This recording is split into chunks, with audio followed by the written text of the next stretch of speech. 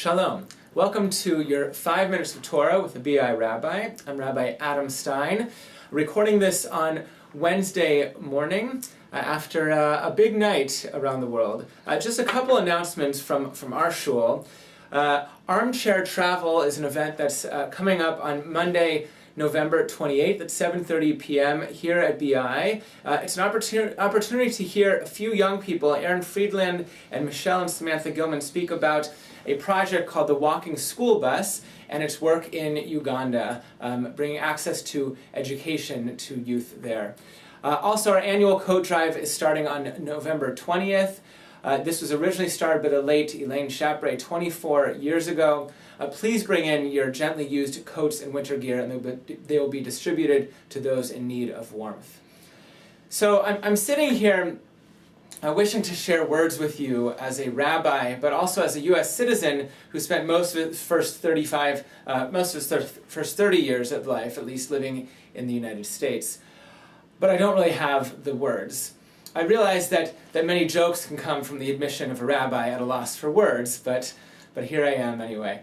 I know some of you watching may be happy with a Trump win and a Clinton loss, and many of you may be shocked or sad or upset or simply aghast. We're just a little bit away from the border here in Vancouver. Many of you go over the border often, family and friends in the U.S.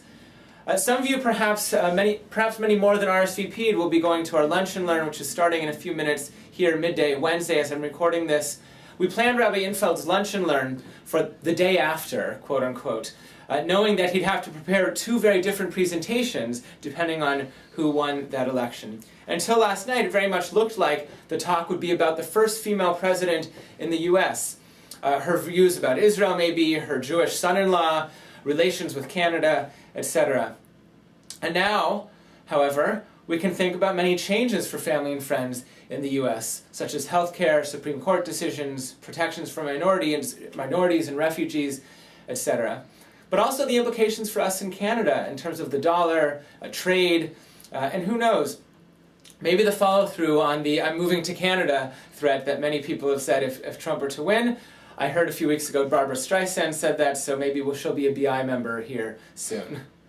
I'd like to share a few quick thoughts, though, two from a couple fellow rabbis and one from our parasha.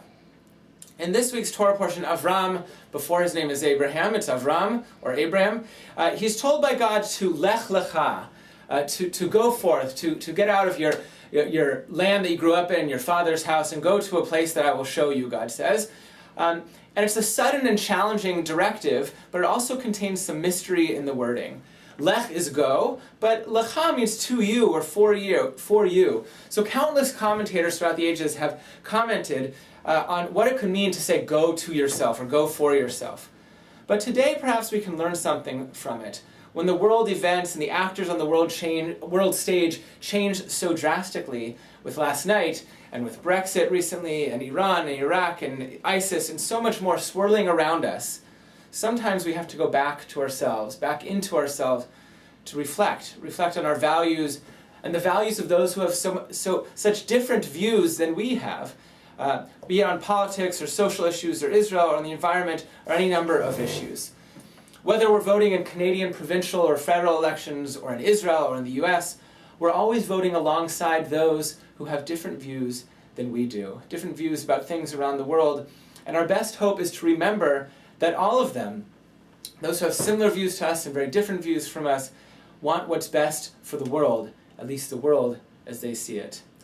The Lubavitcher Rebbe once shared the following wish with the past mayor of New York City, David Dinkins. He said, "In the near future, the melting pot will be so active that it will not be necessary to underline every time when we're speaking about others, oh, they are black, or they are white, or they're from this place or that place, because they're no different."